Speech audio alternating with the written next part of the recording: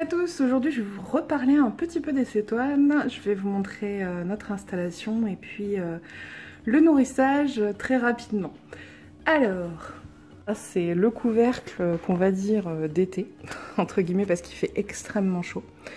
Les cétoines sont sorties il y a quelques jours, pas très longtemps, voilà, donc on vient d'en voir une s'envoler. Voilà, mais il y a un grillage ici qu'elle voit pas très bien. Et en fait, ce système permet une meilleure aération que le couvercle en plastique, même s'il a des trous qu'on a mis il y a quelques mois. Donc fermer ça, il n'y avait pas cette partie-là. Fermer, c'était vraiment une boîte en plastique, on peut voir pas mal à travers, mais il y a des reflets quand même. Là, je vais l'enlever parce que comme il faisait très chaud, là on est donc en août 2022 et on a eu presque 40 degrés, donc vraiment beaucoup trop chaud. Les cétoines elles sont bien plutôt en dessous de 28. Là je suis en train de vous en rechercher une puisque nous en avons au moins 2 de sorties. Je sais qu'il y en a 3, mais ça veut pas dire que là maintenant tout de suite elles sont restées là. En plus elles sont assez timides celles-ci, donc elles se planquent très rapidement dans la terre. Bon, et ben voilà, elles ont dû se replanquer. Je vais vous montrer un peu. Donc ici il y a un tout petit peu d'eau. Le fait d'avoir une gamelle de ce type avec un soupçon d'eau, ça leur permet d'aller boire et de s'hydrater sans risque de se noyer. Ça c'est donc c'est la marque Vita Jelly. C'est ce qu'on appelle une Beetle Jelly. Donc c'est de la... Alors je mets pas tout le pot parce que nous on a 3 petites cétoines de toute petite taille puisqu'elles font à peu près 3 cm. On n'est pas sur des grosses africaines, on est sur des parisiennes, Lorraine, France métropolitaine, et les formats sont petits en fait, tout simplement de ces cétoines là. Donc je range leur nourriture au frigo, ça ressemble à ça, c'est de la gelée, il y a un petit peu plus d'eau là.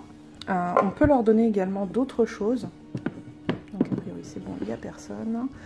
Dans les choses qu'on peut leur donner... Ah, elle est là. Bon, alors... Je vais devoir poser le téléphone. Une seule main, j'ai donc dû poser le téléphone pour pouvoir mettre la gamelle dedans. Et on va regarder ici, c'est une des cétoines dorées.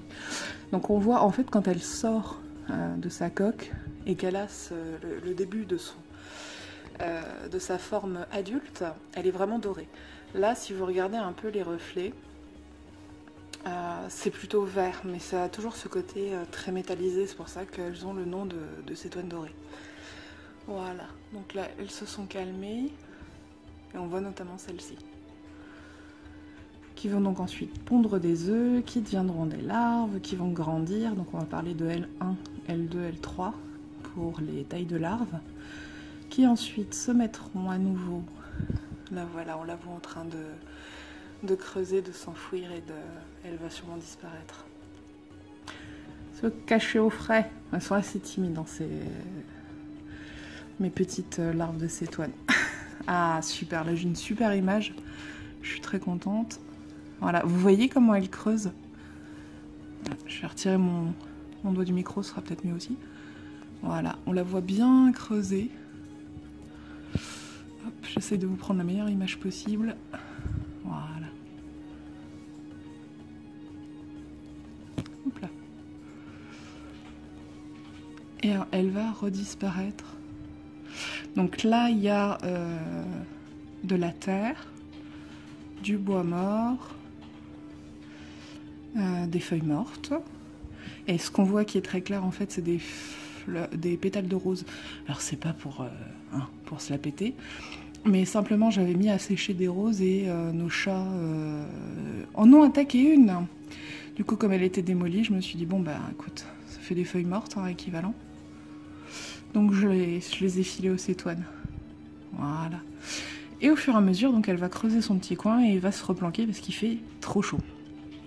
Là, on est à 25 degrés, ce qui est quand même pas mal. Et il faut veiller aussi à bien maintenir le substrat suffisamment humide, mais pas détrempé, pas trop. Donc pour ça, j'ai un vaporisateur. Voilà, toute cachée, on la voit plus. Hop. Donc voilà, vous avez pu assister à leur enterrement, mais positif, hein, puisqu'ils restent en vie. Et donc, pour l'instant, moi j'utilise ça, mais ils bavent un peu, donc je verrai... Ah, important. Celle-ci, c'est de l'eau déminéralisée, mais c'est uniquement pour des raisons esthétiques, parce que quand on pchite, on en met un peu partout, et ça évite d'avoir des petits soucis pour voir à travers les vitres. Alors là, c'est du plexiglas. Je pense que je vous ferai une vidéo sur la création de ce terrarium. Au fond, là-bas, vous voyez tout au fond du liège, mais il y a aussi des branches que j'avais ramassées en forêt, des feuilles qui viennent de la terrasse. On fait pousser beaucoup de choses. Là, il y a... c'est du paillis, c'est de la fibre de coco, je crois. On a des écorces diverses. Ils ont pas mal de choix. Pour l'alimentaire, dans la gamelle, vous pouvez mettre donc le Vita Jelly, c'est un peu la base, il y a tout ce qu'il faut dedans, c'est impeccable. Mais en complément, pour leur faire plaisir, notamment si vous avez des fleurs, vous pouvez mettre du pollen et certains fruits type banane bien mûre, des pommes, ce genre de choses. Faudrait vérifier la liste qui fonctionne. Mais la banane, faites attention, moi je l'ai mise, je pensais que voilà, il faudrait que je l'enlève, le petit bout, il faudrait que je l'enlève au bout de 3 jours, et finalement au bout d'une trentaine d'heures, on a commencé à avoir des petits poils un peu moisis, donc ça va très vite. Et puis aussi, bien entendu, les coléoptères n'auront aucune difficulté à déféquer dans leur gamelle, donc pensez à laver, à nettoyer, à entretenir, pour qu'elles soient toutes bien dans cet environnement. Voilà.